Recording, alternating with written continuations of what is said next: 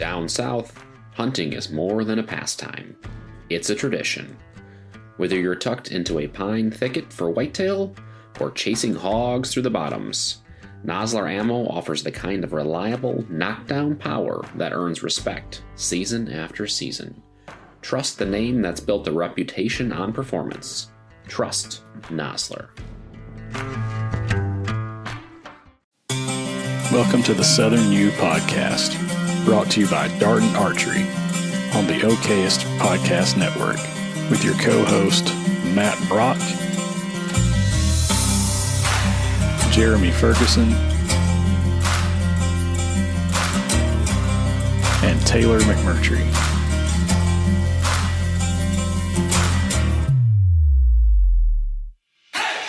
If you're looking for all things land-related in the Southeast, you came to the right place. Whether it's real estate, habitat, wildlife, or just being outdoors, this is the place for you.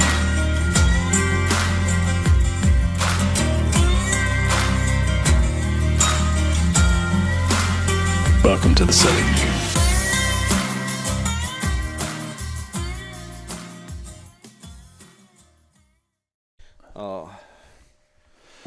What's up, everybody? Welcome back to another episode of the Southern U Podcast, where we talk all things land-related, real estate. We got a realtor broker in the room, so we talk timber, forestry, I guess you'd say, hunting, ag, whatever else that makes up land in the South.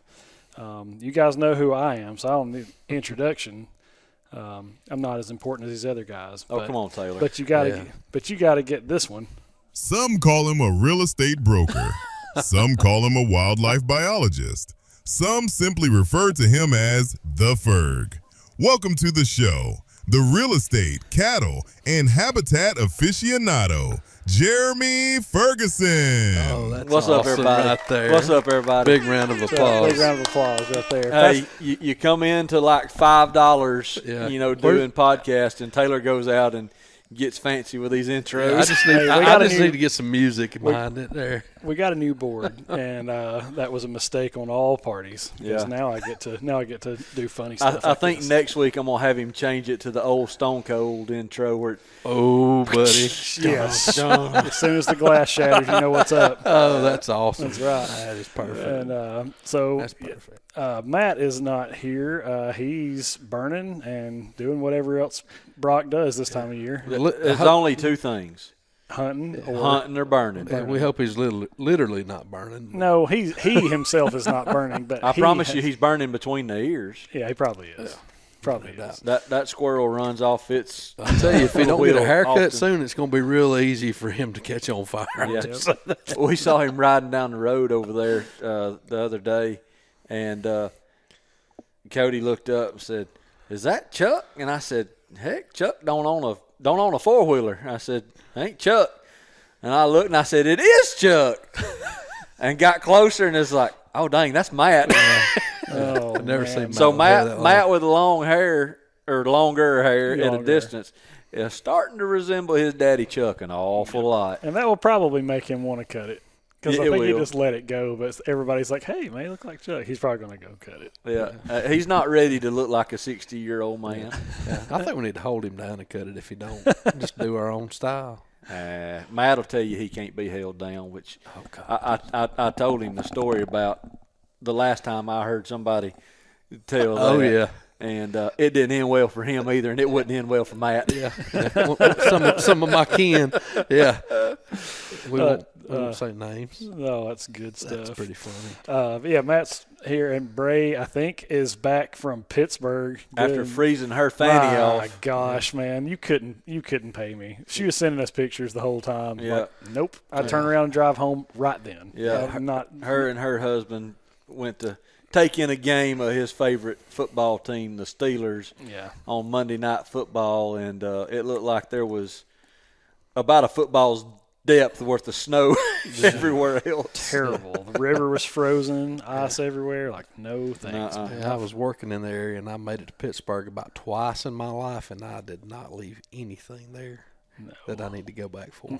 No thanks. Nothing. Yeah, So no. you're gonna get some hate for that. Yeah, from about to somebody. say sorry. I don't think how many Yeah. Pennsylvania Yeah, I listeners mean, we got, but Yeah, hey, Pennsylvania's altogether different. It's a whole different kind of.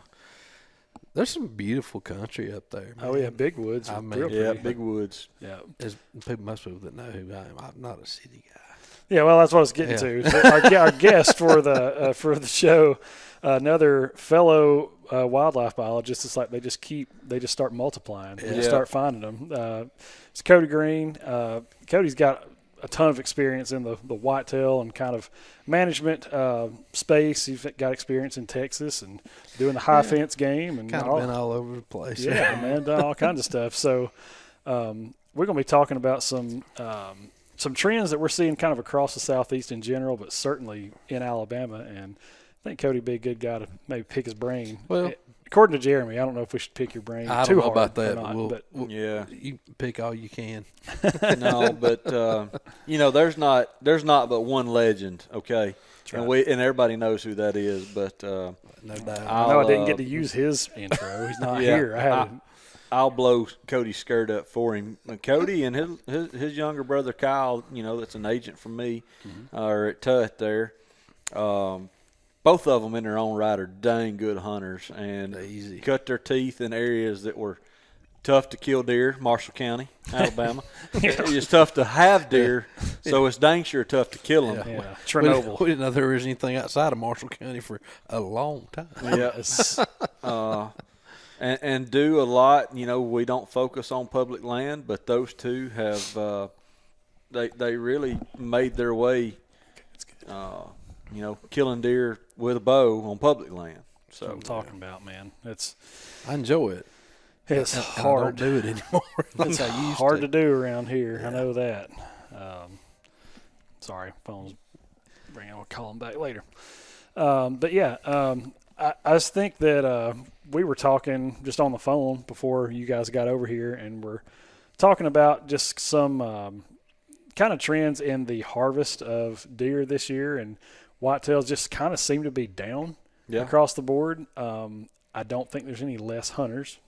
No. I don't think there's any other changes in terms of I think there's less hunters in the woods this year. right. But I was going to say as far as licenses sold, that kind of stuff. No difference. But we're going to get into maybe see what you guys think. Kind of bring the perspective of a biologist as to why that is and what that trend looks like, if that's going to continue or if that's just kind of a fluke one-off year type thing or whatever. But before we jump in there, I've forgotten this the last couple episodes, but we usually on every show try to give a shout out to somebody or business, a company, something like that.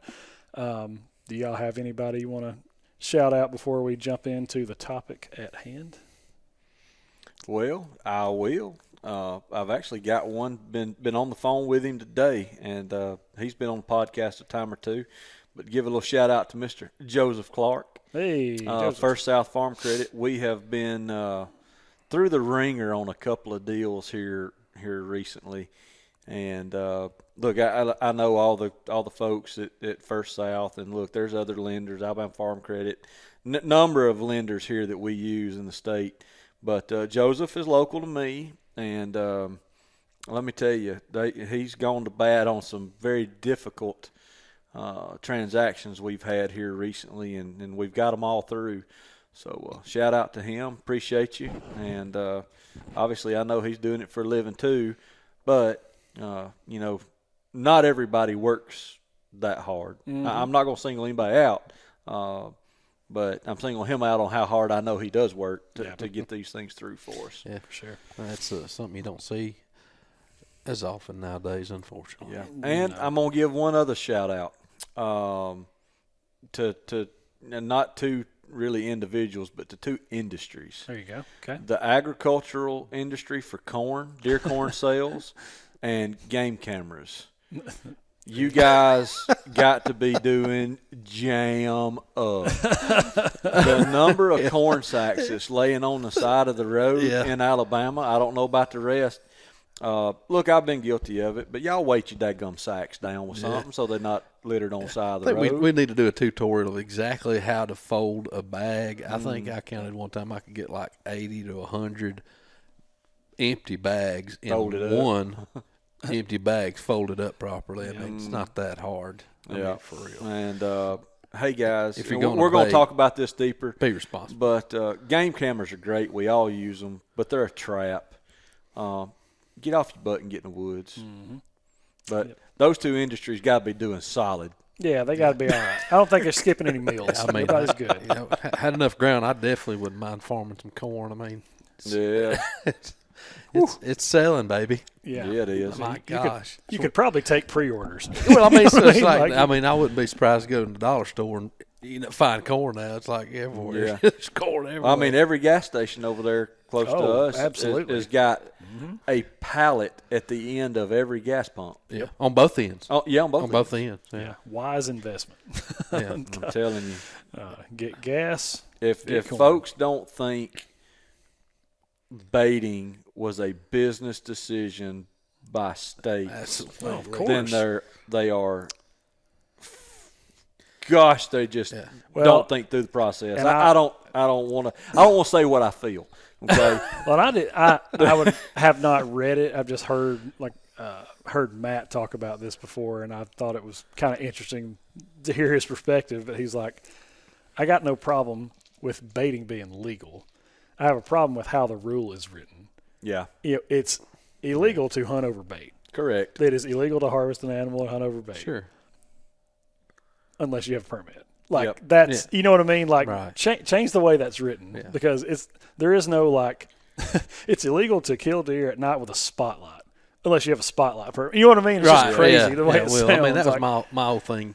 I don't know, my brain, but however many years ago it became legal if it was 100 yards away and out of sight. Out of I mean, line I of thought sight. that. I mean, I'm not trying to be a jerk, but I thought that was the funniest thing I ever heard of in my life. It's like It was. It's like, all right, well let's put the feeder behind a pine tree 3 foot wide, and what is that? Well, there was a lot of discrepancies with that, and that's why when it you were still with the changed. department, I think. Yeah, it was.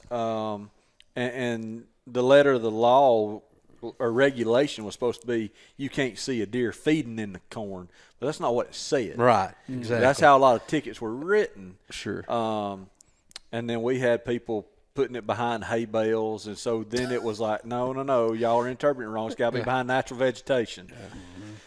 Well, we got a lot of gray area, so that's why we got what we got now. Right. And look, my problem with baiting is if you don't do it, you're gonna lose. Sure. Because your neighbor's doing it, and if your neighbor's doing it, your deer are over there. Now, are they gonna kill all of them? No, but by and large, your deer's over there where the corn's at. that's right.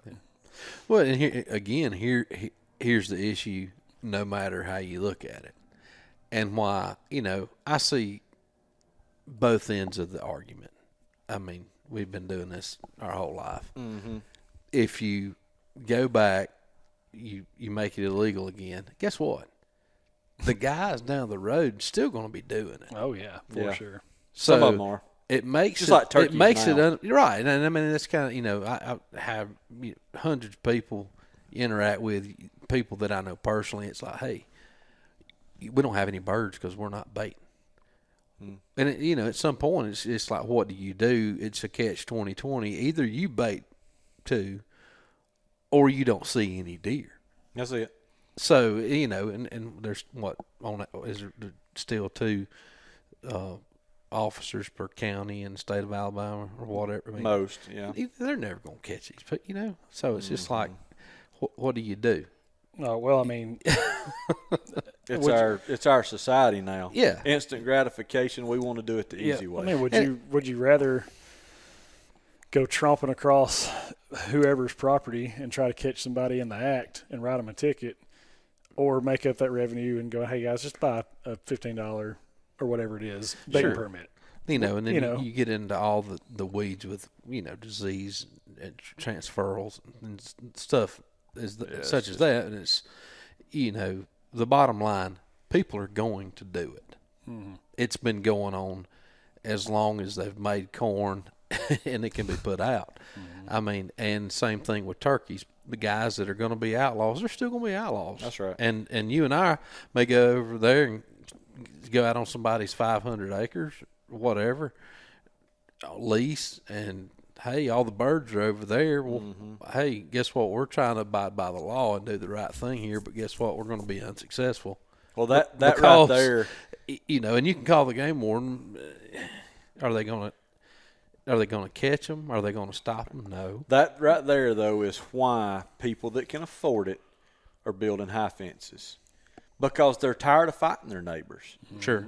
Well, I mean, it's you get like we'll go back to Texas,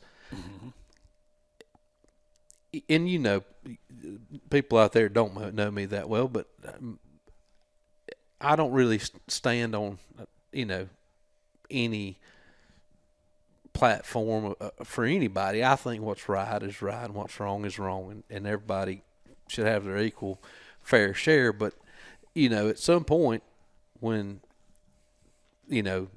guy down the street spending he's got a stack of receipts this high on how much money he's spending on management on his property, and the guy just bought 40 acres next door. I get it. I know why you want to put up a fence, because it's protecting your investment. That's it. But there again, you hear all these things about people. I don't want to hunt behind a fence. I won't do this. I won't do that. Let me tell you something, folks.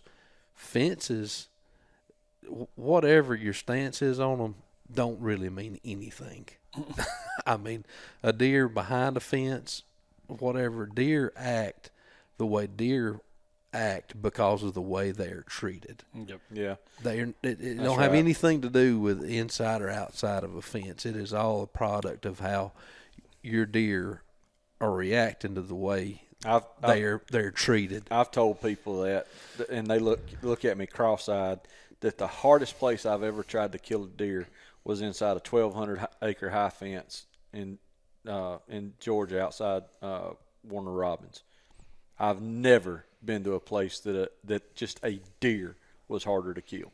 Yeah. Yep. Well, I mean, Never. me, being in Texas for about a decade, and I ran a ranch down there. People ask me, well, man, and it's one of those things, what, you don't hunt? You don't hunt here that much. No, I mean, I don't have the desire, the way I grew up hunting and stuff, to, go out here and shoot a deer. This is my job.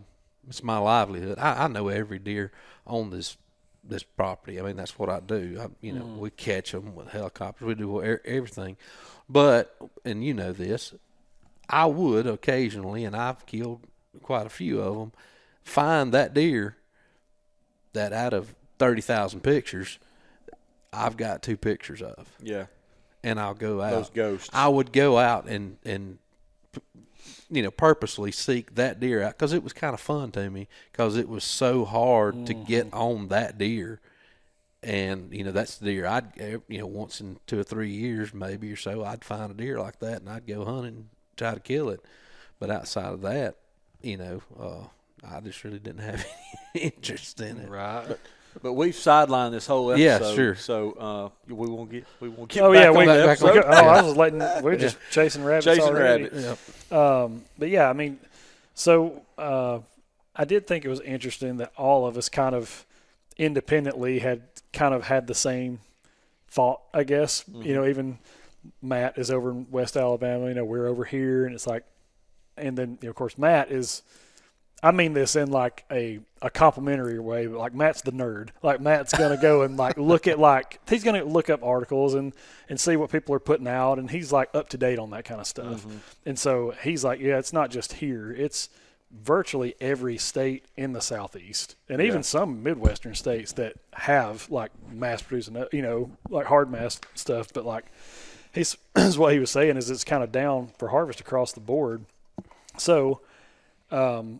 Not that you guys are not teed up. We don't know necessarily what we're talking about when we show up for these things, but just kind of an opinion with you guys being biologists. Wish Matt and Bray were both here too, but from your perspective, what's the most compelling like data point. All right, y'all ready for this? Yeah, what's the most compelling data point that might explain why harvests are down across the Southeast? It's all about the acorns, baby. Hey, there it is. We should make a shirt for that. Yeah, should. But seriously, the number, the sheer volume of acorns on the ground this year across the landscape that I have been was just unbelievable. I have not in my hunting career, I don't know what to call it, in my hunting lifespan, whatever. I started deer hunting when I was 8 or 9, really serious about it, once I got into the teens and, kept it as a career. I've never seen this volume of acorns on the ground from all species across the board over a large area. And I'm primarily working from mid-South Alabama, let's call it, Dallas, Greene County, up to North Alabama, and some in Tennessee and North Mississippi and North Georgia. But take that swath that I've visited this year, acorn production is just off the charts. Yeah, I mean, and it was warm early. Yep, that's true. And I mean, there are places on these real small properties, and again, it's pretty local. It's site specific, but I mean, it's like roller skating. Like in certain spots, you can't stand up. There are so many acorns on the ground. You like they just roll and you know what I mean. And when there's that many on the ground, it's that readily available for deer. Like it's like, can you have too much of a good thing? Yeah. Like is it for killing deer? Absolutely. Yeah, from that perspective. From a a healthy deer production standpoint, no, not really. But another thing is we haven't had. It's been it was a very dry summer, late summer, and it's been relatively dry still. So what acorns are out there haven't rotted yet. Right. But we had an extremely wet spring. Early spring. That's right. Early summer. Oh, yeah. And we had a great growing year. Yeah, and how that correlates to, like you said, and I don't know if there's research that exists that shows, why we got all the species to produce like they did at one time. But, just the places I go to hunt, the place, the farm that I run in Verbena, it's like you said, I mean, they're sprouting everywhere you go now. There's still so many left on the ground. They can't eat them all.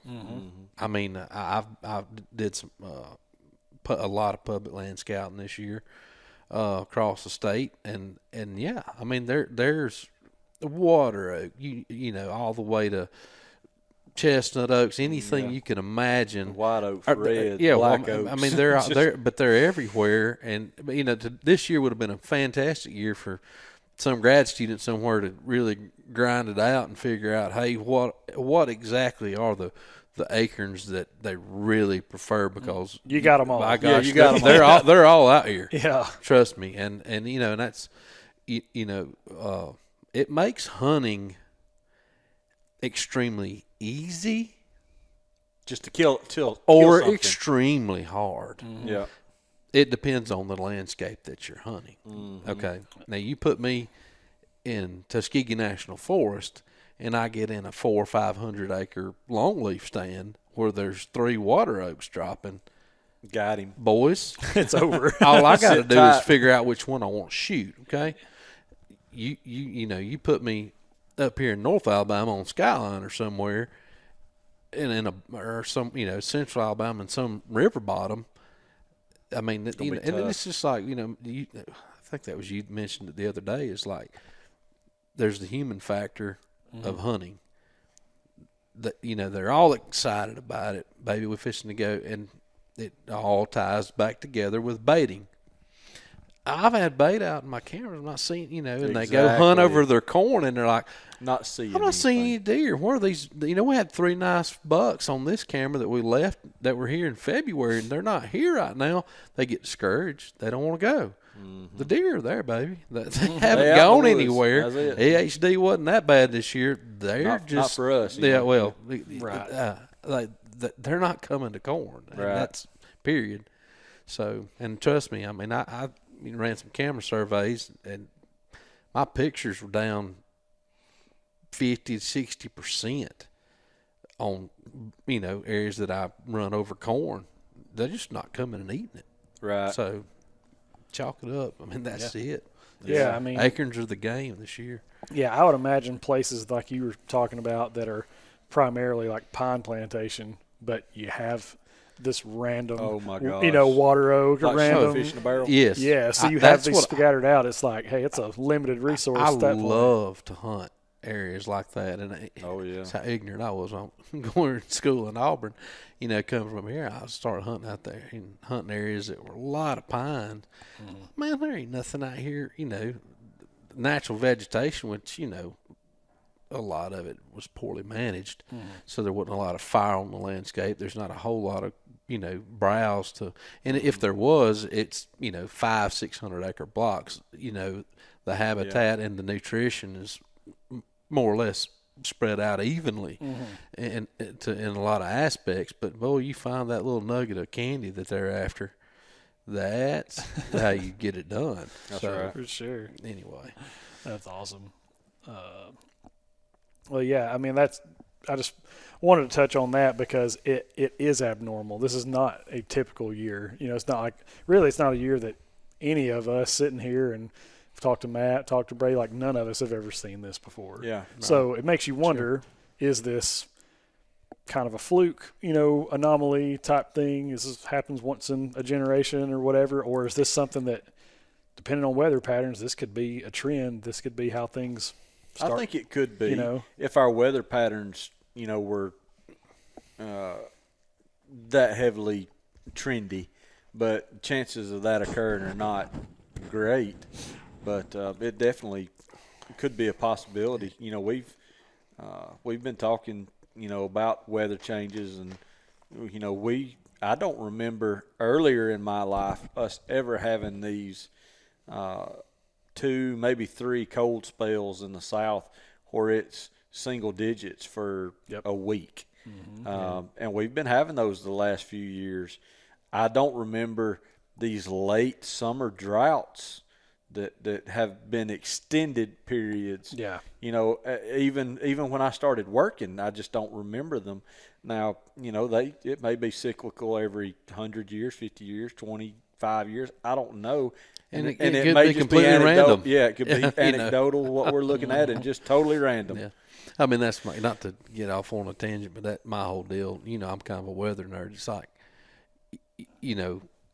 humans in general, we're fairly arrogant to think, we've kept meteorological records now for a couple hundred years, and we're going to call global warming. It's like, man, Earth's been here, a few billion years. Weather's been doing weather for a lot longer. Yeah, and it's like we're pretty arrogant to think we're going to write stuff down for a couple hundred years and be like, oh, well, this is exactly. Well, the climate may be warming, but guess what? Next year, it may be a cycle where it's going to start cooling back off. We don't really know, So, but yeah, the glaciers are melting. Yeah. Well, that's my. This is the same line of thinking that I have with CWD, and you've got one side that, oh my gosh, the sky's falling. The other side, oh my gosh, no, it's not. It's not a problem at all because it's been here forever. Well, you don't know, right?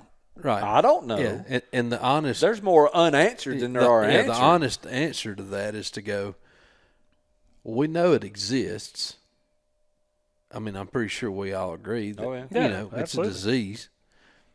We're researching it. Gosh knows how long we maybe have to research before we really, really understand it. But I think somewhere in the middle is probably where everybody should be on it. Yeah. You should be privy to it. I don't think you should be scared of it. But I think you could do yourself a favor is to educate yourself on it and don't take a political side on it. Well, and get mad at your fellow hunter about it. It's kind of like what we talked about earlier on the corn and camera. Somebody's making money. Sure. Are they definitely stand to make some money. You've got one side that's saying it's a problem, and they're researching it, and they're not making money, so to speak, off of CWD, but now they are able to fund research projects and have grad students and that Did their base salary change? No, it didn't. They're still making what they were making at their university or at their research organization. And then you've got the other side that, hey, this isn't a problem. We've got, or we have the answer to the problem. Right. We've been researching deer as well as researchers have, because we do deer as a business. And by the way, we have figured this out. So they actually stand to make money from states changing their regulations around CWD. Where I'm in the middle is like, I'm concerned about it. I would like to know more. It's just something that's going to impact how we manage deer from here on out. I don't stand to make any money off of it. I'm not going to tell you it's a problem or not a problem.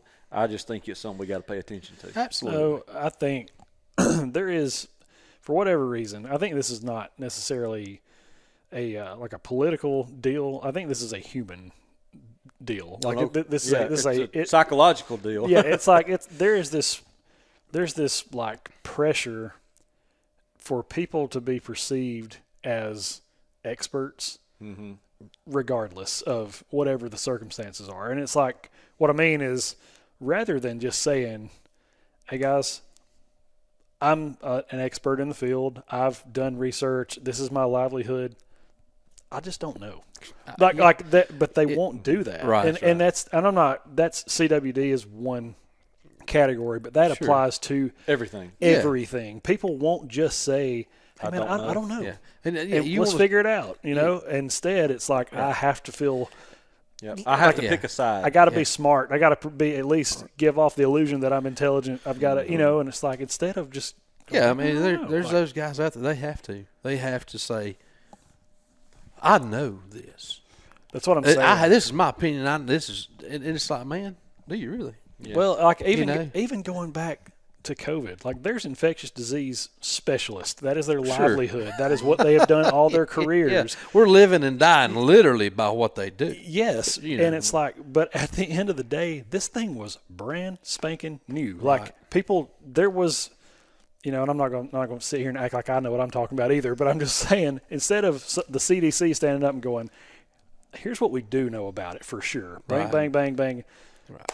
This thing is brand spanking new, and here's what we don't know. Right. We don't know how long you're contagious for. We don't know how easily this thing is spread. Like whatever, but hey, can't do that. People stood to make $1, so they ran with it. Yeah, and that's some of the same thing that's going on. I feel like there's always merit to both sides of the argument. To listen to it.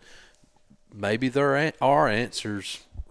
Well, and on either side, but we're still trying to figure it out. That's right. So, like in life in general, there are very, very few instances where there are absolutes. No, that's like right. A always equals B. Right. Every time, no matter what. Like Never. that occasionally. Yeah. But usually it's not all in or all out. It's usually somewhere in the middle. Like.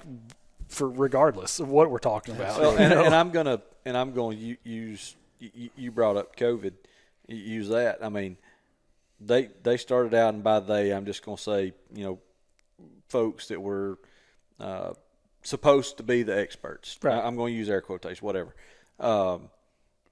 You've got to get this, or you risk dying. Scare tactic. Yeah, but now in the CDC kind of rolling back and going, hey, if you did get certain versions of these shots, you may be entitled to compensation. Yeah. I don't know. Exactly. It's like everything. And I bring that up just to say is we continually learn, and we may learn something about CWD in next month that we don't know that changes the game. Sure.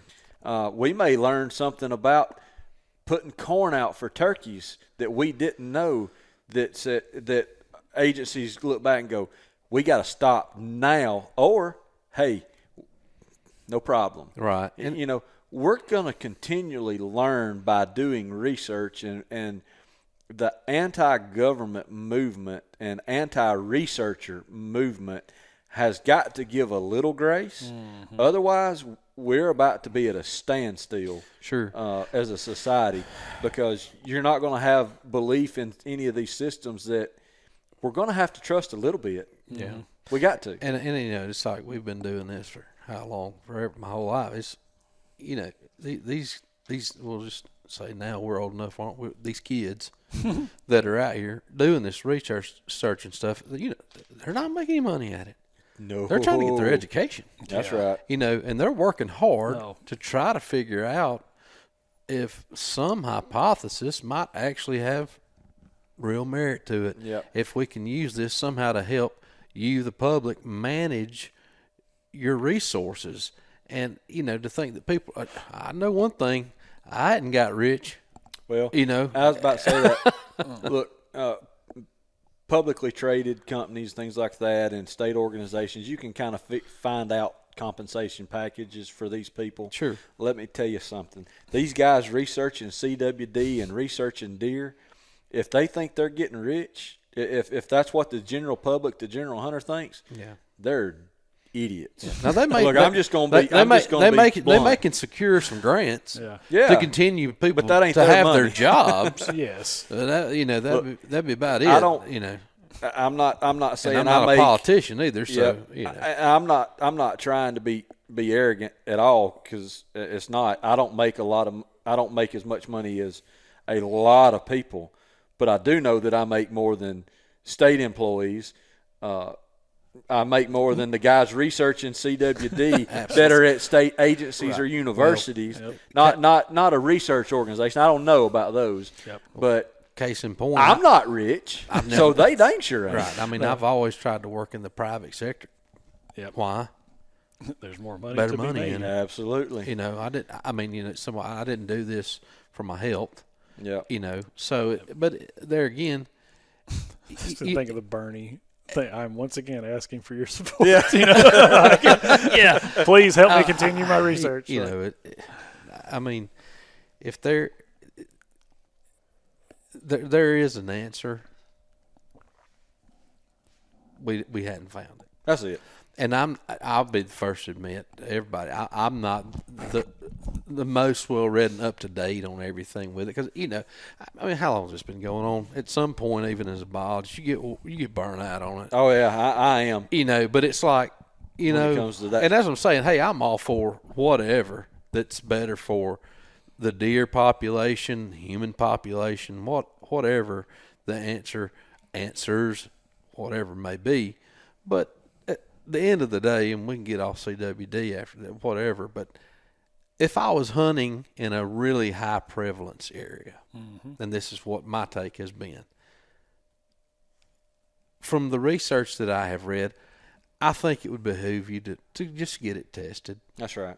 And I think y'all have probably covered that before. Yeah. But just get it tested. There is some research that suggests that it's transmissible potentially. Yeah, potentially to humans, but the issue, we'll say not an issue, but the thing with that is it generally would not manifest itself as CWD in human beings. It would manifest itself most likely in diabetes, dementia, some other way, just because of the way our brain tissue works. Our brain tissue completely different in cervids. So the actual CWD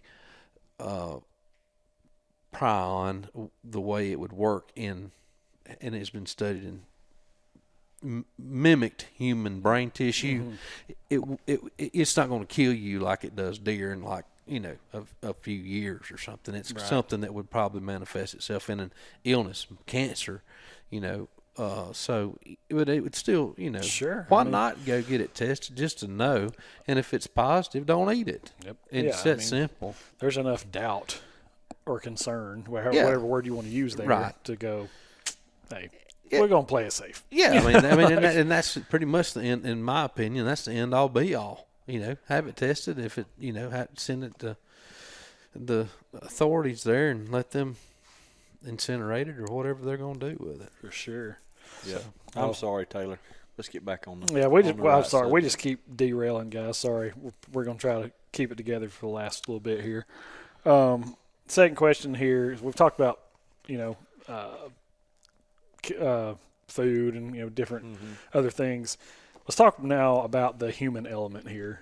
Is this the link in a dip in harvest across the southeast? Even like we were talking about processors, taxidermists, everybody's saying, man, they're just. I mean, what did you say? Your processor over there in Fayette is down 50%? Down a little over 50% on just deer processing meat, and quite a bit north of 50% down on taxidermy. So bucks. yeah, I mean, it shows quality bucks, so to Right. speak. Something that somebody's going to mount. older bucks prefer acorns. Yeah, there you go. Yeah. And I'm going to equate, in wildlife management, we always consider it a three-legged stool.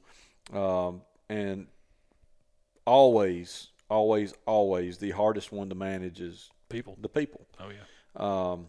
And this is part of it. I'm holding up my cell phone for you folks that are just listening. That has created instant gratification.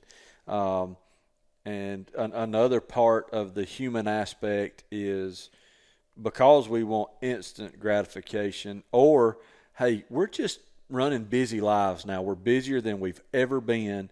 We're relying on the shortcuts. We're relying on the bait. We're relying on the cameras to tell us when to go to the woods. And if we're not seeing anything on those cameras or over those bait piles, it's not worth going, which is ludicrous. But look, we all fall in that trap. Sure. I have fallen in that trap. Sure. But a perfect example is over at our place that it's just we don't overhunt it, but our neighbors are absolutely just blowing the woods up because the rut started. Yeah, didn't you say y'all heard 30 shots? Yeah, 30 I counted something 31. I think you said you counted 27. Something like that. Yeah. And 7, And I said 7, and he said I think closer to 10. Yeah, let me that were interject. on neighbors' property, Yeah, direct neighbors. Right quick, that wasn't over the weekend. That was In the Saturday morning. For an hour, Yeah, between, what did we say? 9 to 10. From yeah, 9 to 10. Yeah, like 8:30 to 9:45. Yeah, I mean, this was like, click your safety off because something's going on, guys. Yeah. And I mean, my gosh. when it started, literally somewhere, I said 9 to 10, 8:45, 9 o'clock, man, it started just poof, Yeah. poof. It was reminiscent. Then it of was poo, poo, poo. And they were all different directions. You're like, what in the heck is going on? Yeah, it was reminiscent of growing up it's down in South Alabama running dogs and stuff on the opening day of season. It was just like, hey, it's kind of a good, it's like, man, there's that many hunters on the landscape. Definitely want to wear your orange. Yeah. I mean, and all of that, we're texting Matt back and forth because he wasn't in the woods. But he was keeping up with our taxidermist over there and our processor, Ron, at Sorghum Hollow. And Shout out. yeah, Hey, Ron. shout out to Sorghum Hollow Taxidermy, Ron, Vanessa, Josh, Jake, Can't all beat you 'em. guys. Yep, love you guys. Awesome group. Ron probably don't want me to tell you to take your taxidermy over there, but hey, take your taxidermy to Ron. Hey, he knows how to find you. You better watch. Yeah. But Matt keeps up with them pretty regular. And he even goes when it's really busy and helps them skin and cut up deer. Yeah. But in that flurry shortly thereafter, they said deer just started showing up at Sorghum Hollow. And he said at the last point in which we talked, before we talked to him later in the day, every buck that had been brought in was a spike. Every one of them. And that I'm not downing you if you shoot a spike, but chances are that spike was probably running a doe. Yeah. Why not shoot the friggin' doe? If you recall, I had seen 2 spikes that morning pushing Yeah. does, and I didn't see any, I don't want to say mature deer, but any deer over 2 years old, and I think I wound up seeing 2 or 3 after that. Yeah. They were more like 8:30 to 10 o'clock is when I went in, and I yes, I missed Oh, I he missed did. a deer. He did. At 9. What was it? 9:30. Yeah, about 9:45? 9:30, and that's a lesson that I thought. It don't I happen much. thought Uncle Corey knew. By the way, sorry, we don't go by real names. Yeah. It's a lesson I thought Cody knew. Shooting a long range rifle with this got adjustable turrets. Hey, check them things. Make sure they're zeroed out. Well, I did know it. I just didn't care. He just forgot. Last time we sat it in the corner, I remember we shot the same hole at 200 yards, and I was like, All Good good enough for me. good enough, guys. That truck or that gun's been moved around in my shop, been moved around with Cody and rode in trucks and whatnot, and it was off. So, Considerably. But but I want to say this before we move on. But I was talking about the corn and the cameras. And Cody's sitting there and got a camera on a feeder and corn Great on the point. ground at 200 yards. You know how many pictures of deer we had that morning? 0. None. You know how many deer he saw?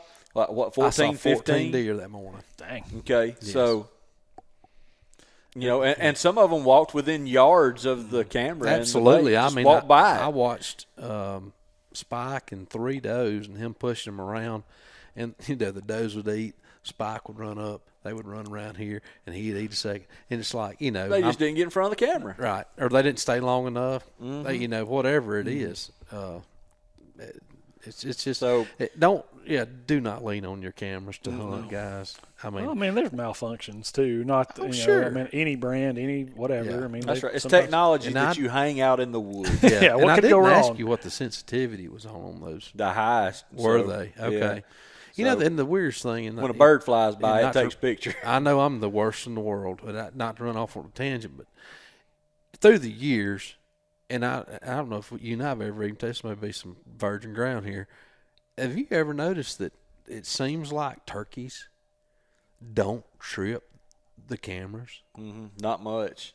And I think I don't know what's up with that, but I mean, we're talking about through the years over my personal tons opinion. of brands of Yeah, cameras. this is anecdotal, but my personal opinion is because the way that they're set, the only thing that's getting up in that trigger is that little old neck. Is their head? Yeah. And if this is just my anecdotal opinion here, if you set them lower or you point them down a little bit so that you'll catch that body, I think it'll do better because I'm getting them on mine, where And we've got them. I do and a I've got lot those, on mine. I've got those cameras tilted down. I Sure. always tilt my cameras Right. down a little bit. Yeah.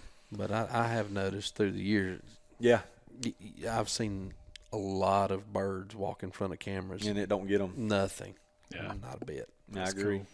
So anyway, But anyway, that same. but other people. Yeah. Well, going along with people, like, that's what I was getting at. Is do you think that the low harvest is more attributed to the abundance of acorns, or is it the presence of humans that maybe don't take maybe the best access to a spot to hunt it, or maybe just over hunt it in general? I think it's both.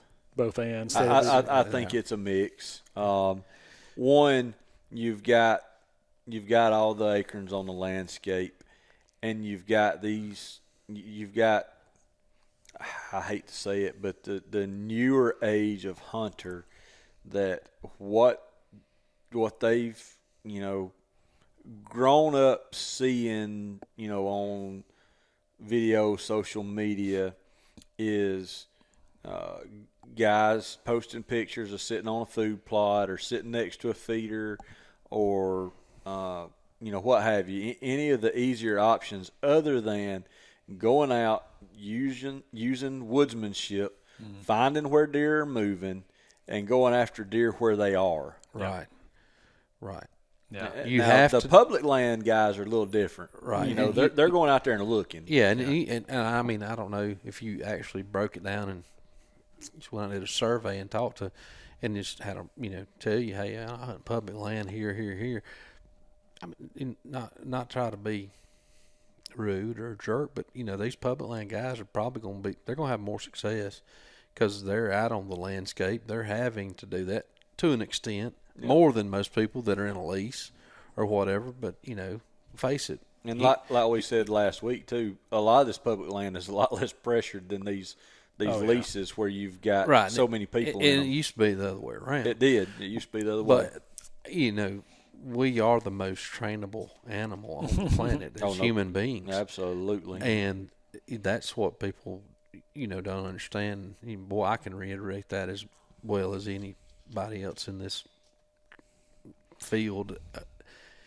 They tell you that in school. You don't really realize it till you get there. I mean, managing wildlife is bogus. About people. It's managing people. Yeah. Yep. And I mean, what's crazy is Taylor probably has more insight on this with your background in psychology than even the biologist side. You've got folks that deal with wildlife and human dimensions. That's a good mix. But this is all psychological. Mm-hmm. I mean, social media, and videotapes back in the day, DVDs, whatever. I mean, there was a reason they were put out, and it was to generate revenue. Oh yeah, absolutely. That was the purpose. No other purpose. They can say what they want.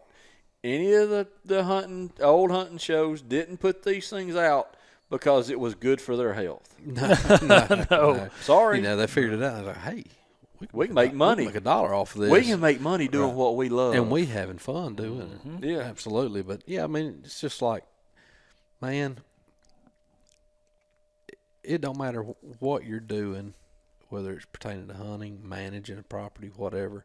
At the end of the day, the world we live in, it all goes through human hands. That's it. Or their human, decisions that they make. That's it. And hunting's no different. I mean, just like Jeremy said, nowadays we're no different. Especially us. I mean, we're busy. That's it. And it's like, hey man, the weather or whatever, in a year like this is this extreme of an outlier. Mm-hmm.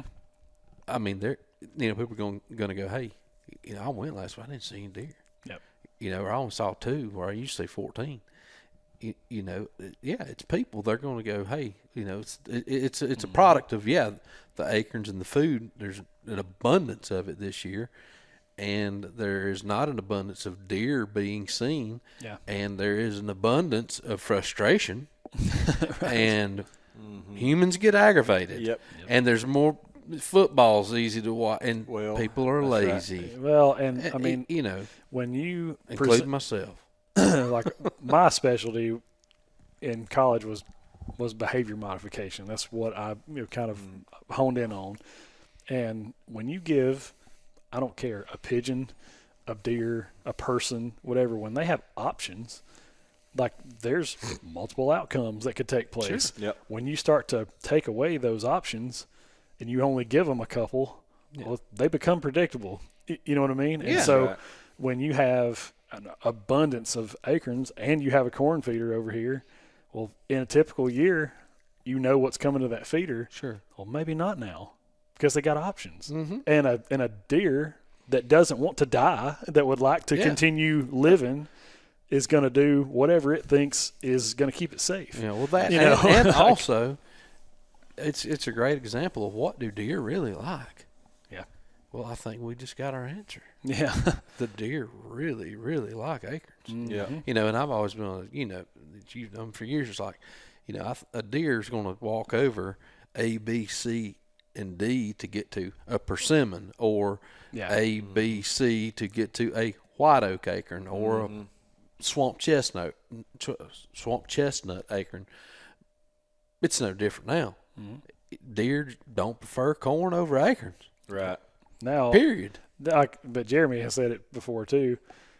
Like anything else that can be conditioned or behavior can be shaped, they're lazy. Yep. And if it's like, hey, you know what? I would rather have an acorn, but I might have to walk. This corn's here. I might have to walk half a mile over here to get to it, but this pine plantation has got a big old pile of corn right here. I'm just going to eat that. Yeah, in history and science has proven that deer are trainable as their intelligence is about that of a smart lab.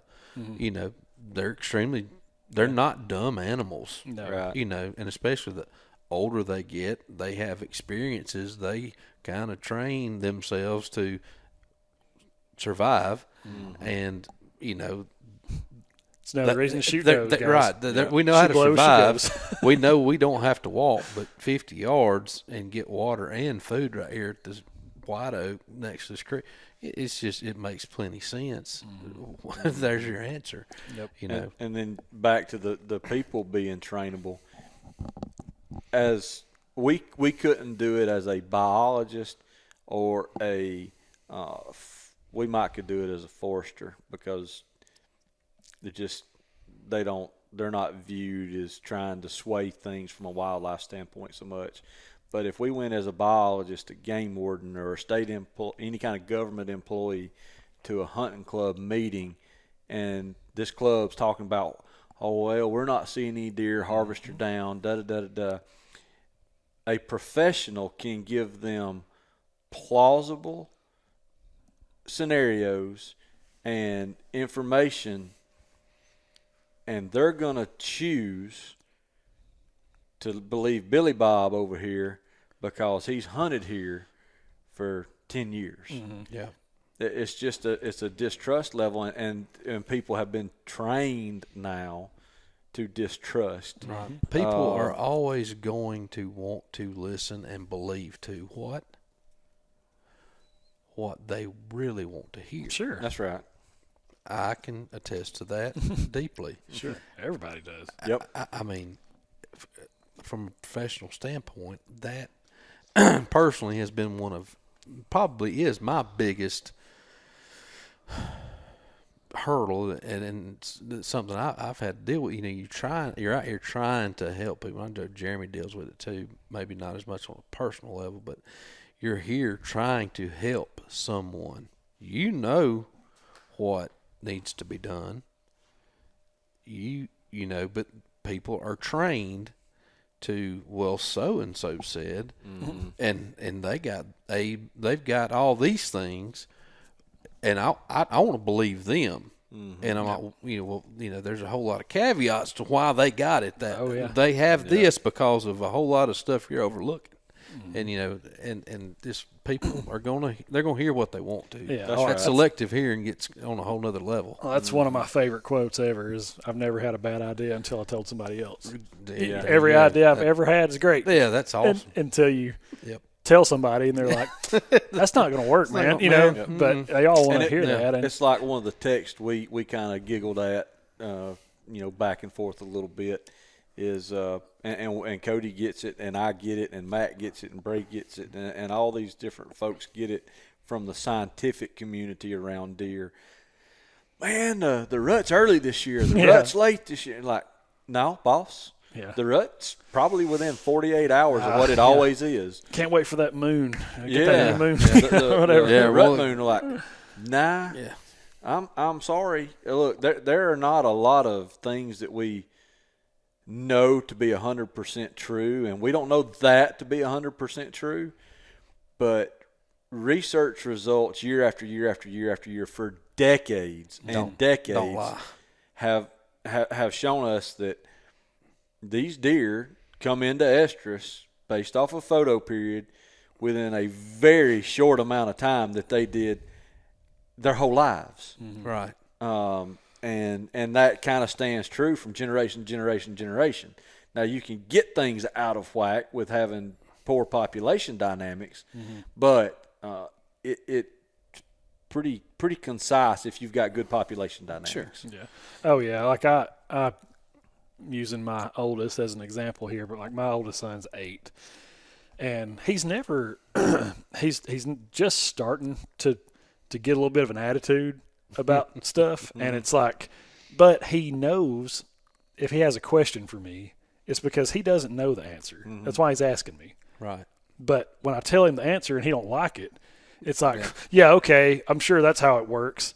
Like, all right, you're right, buddy. You're 8 years old. I'm 37. You probably know more than I do. Right. You know, it's like, dude, look, at some point, you're just going to have to trust that I have lived on this planet longer than you have, Yeah. and I've been there. I've been 8 years old before. Yeah. Like I've been there and done that. I survived it. You're just going to have to trust me. You know what I mean? Like you may not like what I've got to say, but you're just going to have to like.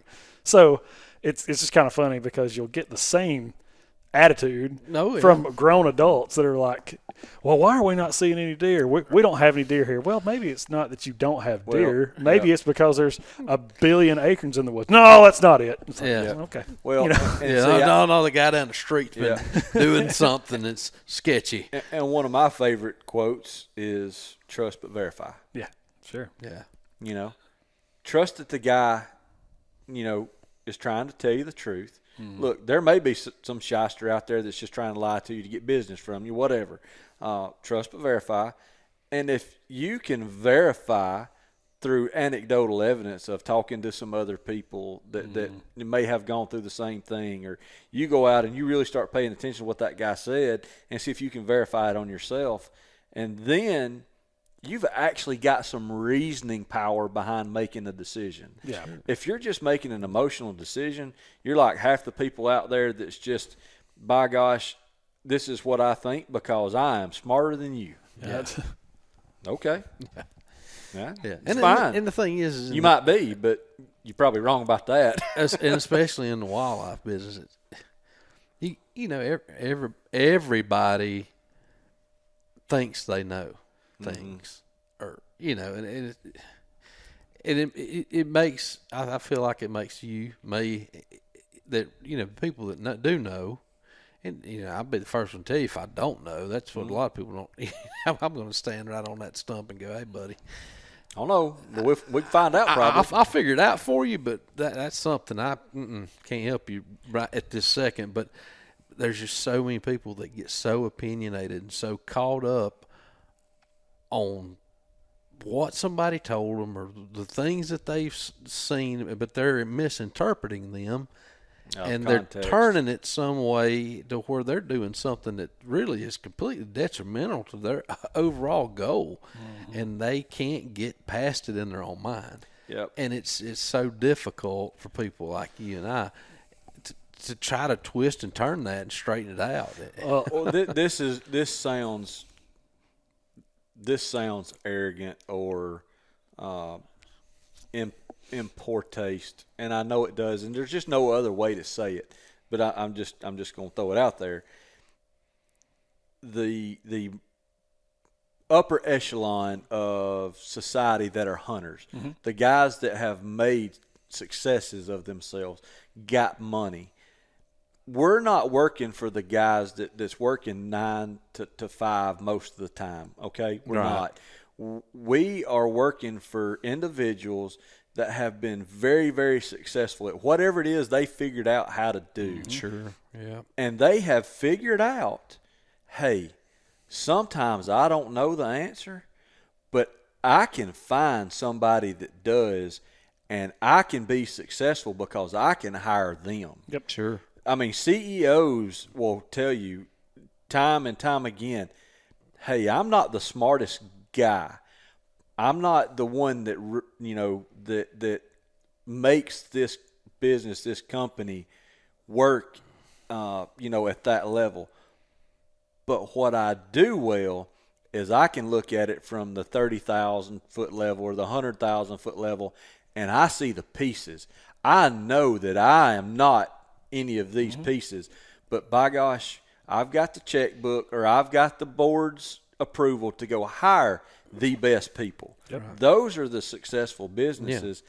Yeah. And when it comes to people running successful hunting properties, successful recreational properties, they go get people that are professionals, that they have the background and they have the past clientele to go, yes, their plan worked for us. Yep. Sure.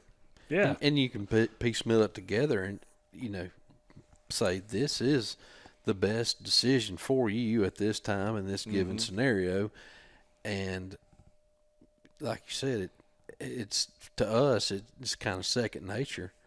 But well, and I'm not saying that I'm that guy that knows all that. Sure. But for me, where I have found my niche in this business is, yes, I do have my specialties, but I know the folks that know the answers that I don't. Right. And when it comes time to, hey, guys, I don't know what we're up against here. Something's just not right. Come in here and let's put our heads together and let's figure out what the problem is. Yeah. Well, I mean, this is just kind of a personal pet peeve for me for what I do for a living, which is marketing. Like, I'll have like a potential client, reach out and go, "This is what's wrong with our business. You know, we're not getting leads, or we're just not getting the phone's not ringing, or whatever." And I go, "Okay, well, tell me what you are doing. You know, tell me where you're spending your money, and what are your efforts." And I go, "Okay, well, based on what you just told me, I think you should do this and maybe take some money from this thing, put it over here, whatever." And, well, God, I'm not doing that. It's like, look, man, like, you called me. Yeah. You know what I mean? It's not like you know what I'm saying? You sought me out. I didn't come to you. And so that's why, like, on our social feed, like, we get blasted in the comments. Constantly. But they didn't go looking for that. You know what I'm saying? Like, sometimes our stuff just pops up in your For You stuff, just scrolls and you watch it. Right. So, look, I don't care. You know what I mean? That's fine. If you blast us, we don't care. It's fine. But I'm saying when someone seeks you out because you're supposed to be a professional in whatever field that is, and then they go, "Cool story, bro. I'm not going to do that." It's like, okay, Exactly. Then just keep doing what you're doing, Right, I guess. that's Keep getting what you Yeah, get. I mean, let's see how that's working out for you. So, I don't mean that to sound arrogant either, Well, but it's like, and I've said this, and one of my favorites is the definition of insanity is doing the same thing over and over again and expecting something different. It's not going to happen, guys. Well, look, and I mentioned that we don't work for the 9-to-5 guys. By and large, we don't. Some of my bigger clients, started out there, and they figured out what they were good at in that 9-to-5 and turned it into another business. Sure. But it's just it blows my mind that folks get out on social media and ask a question in a group that's got professionals, and then lambast the professional for the answer that they received. It's like, well, like you say, well, you came here to ask. Yeah, it's like you called me, brother. Yeah, did you came in here with a shovel digging. Yes. I didn't tell you to. Yeah, did you want an answer that could be plausible, or did you just want to hear what you wanted to hear? Right. No, but anyway, it's just funny to. Yeah, that's the people. That way. Why I no longer work at the government. Sure. One reason. Pretty much last question here. We've kind of covered. I know I realize y'all we've bounced. We've bounced a lot on this one. We'll try to reel it in on the next one. But last question here. Looking ahead, and I know this is basically impossible to do, but just your opinion. You guys have been doing this for a little bit, and seeing how things harvest has taken a little bit of a hit. Looking ahead, say 5, maybe 10 years from now, do you feel like this is something that has a positive outlook or an optimistic outlook in terms of harvest, or do you feel like population is on the decline, or hunter numbers on the decline? Like, where are we heading in the It's got zero long-term effect. Zero. Yeah. Next year, conditions will be different. Now, if you had a string of years where for some reason, whatever it is, that overall harvests are down and populations do climb, then you have issues that you've got to deal with. A one-off like this makes no difference. What I will tell you that this could possibly make a difference in is our quality of deer going into next year. We had a phenomenal spring. We had a decent summer, even though it got dry. But we've got a lot of food this winter. That's going to keep up. There's still plenty of food on the landscape. Assuming we don't have just some crazy dry spring, which I don't foresee. We're generally wet in the spring. Our crop of fawns, our doe crop, our bucks, our antler characteristics should be able to, in areas, and let me preface that, in areas that have a relatively balanced herd and not overpopulated, should see some increased quality across, those age classes with the kind of run we've been on with food abundance and food quality.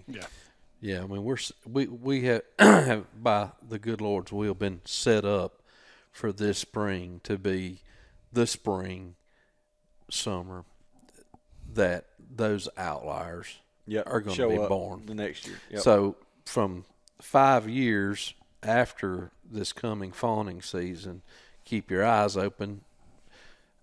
Yeah, well, it's theoretic. It's proven now.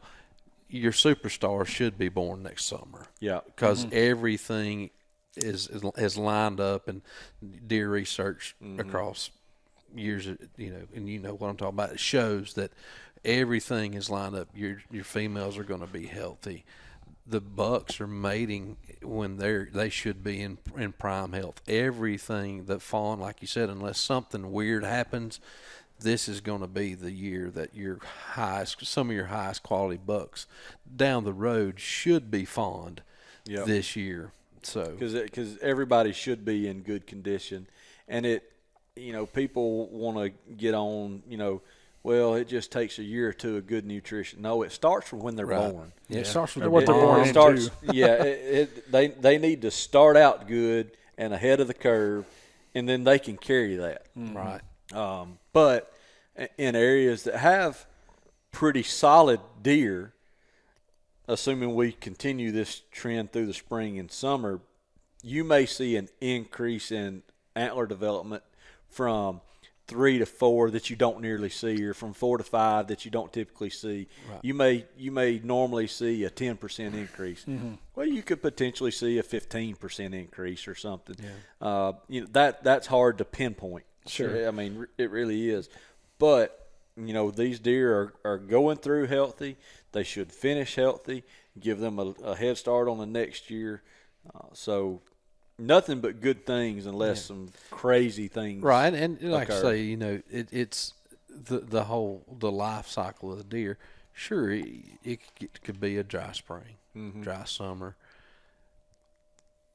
It's going to have to get pretty substantially dry and for us, and in our ecosystem here in the Southeast for that to happen. But now throughout, if you're really into your deer and managing deer, and you really watch them, that don't mean that at age 2, 3, or 4 that they might be down. But it means that they have the potential to grow, and even if they go down, they're going to be born in such good condition potentially that they can overcome those lulls, those little setbacks. Those setbacks. They can beat them, and they can come out still being, like I said, I like the word superstars, because I've seen it so many times through generations of deer that I've helped manage. It's unbelievable, really, what an impact that can have on, and this being the type of year where, and there's other years that if there was enough research done on it here in the Southeast, you say, man, everybody's banging out some really, really nice deer this year. Well, if you go back 5, 6 years, wow, we had a really wet summer. It's and that was it's really a well-known research thing in Texas. Yeah, you're right. Water drives the system. Yeah. Oh, yeah. And you can look back and go, yep, he was born in a wet year. Yeah. And then, oh, by the way, not only was he born in the wet year up until 3 years old, he was in wet years. Now, age 4 and 5, kind of dry. Right. He didn't show out. Yeah. Oh, we got another wet year here at age 6. Yeah. He just blows. That's how. Matt Moore talked about that when we were out there in January. And that's who I worked with, was their family, their same research, family. same thing. Yeah. And it's really amazing how black and white that research is. And that's Texas. Let me tell you, deer. That's it. You know, the things we see in the Southeast are a lot more subtle because we live in an ecosystem that is completely different. And trust me, of all people, I know because we went to Auburn, trained here in this ecosystem. Matt could attest to this. You go out there and it's like, hey, what did I do? Because, you know, I had to completely relearn everything I knew because that ecosystem here, we'd say our deer populations are density driven out there. Nope. It's completely all the ecosystem, everything is completely rain driven out there. So, it's more, it's more explained and it's more seen because it's thrown in your face out there. Yeah. And it's subtle here. Yeah. But if you got to actually, massage it here. if you paid more attention to it here, it definitely is there. Yeah, I mean, that's what Matt said. Like, we would, go around every little turn you went around on those gravel roads, flushing up quail everywhere. And he's like, don't get me wrong, this is awesome. But it's not always. But this is not how it always is. Yeah. He's like, we had a really good, spring. Sure. It was nice and wet. But and that's what a lot of people don't they do not understand. They want to get on their soapbox and reel about whatever topic you want to get on. And I even say maybe a lot of biologists don't, they understand, but they may not keep that on the forefront of their mind of how dynamic our ecosystem is and how it can change vastly. Even the most subtle things that you may overlook, especially in the Southeast, because there's so many more dynamics that you might not, you might overlook. But it can change, and it can have a huge impact, and it can, hit you and be like, oh, well, that's what happened, after the fact. So the two consistents: birthdays and nutrition. No matter where you go, Texas nutrition just happens to be driven by rainfall. Here, on most of our properties, nutrition is driven by active management. Sure. It's just different. Yep.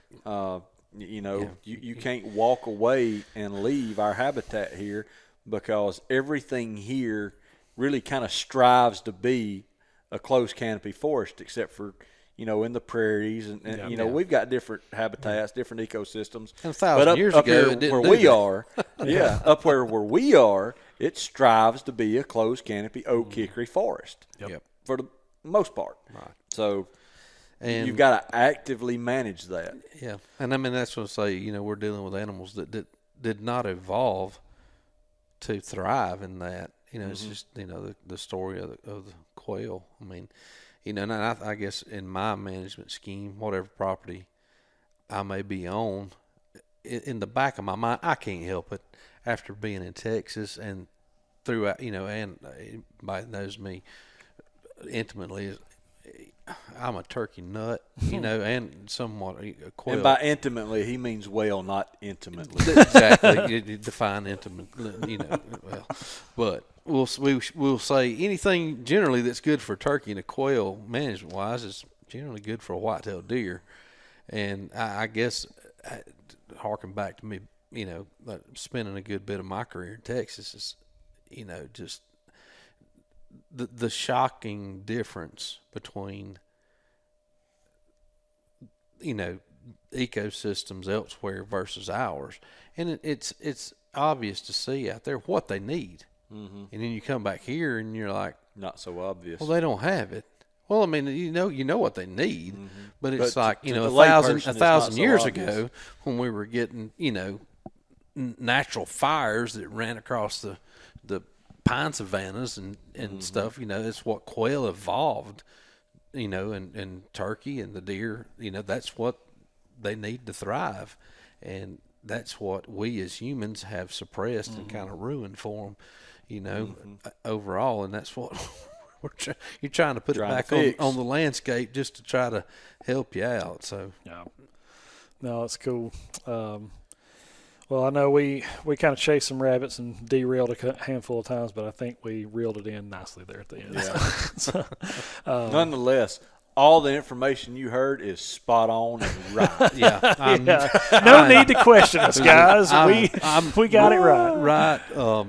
60% of the time, every time. That's Yep, right. That's right.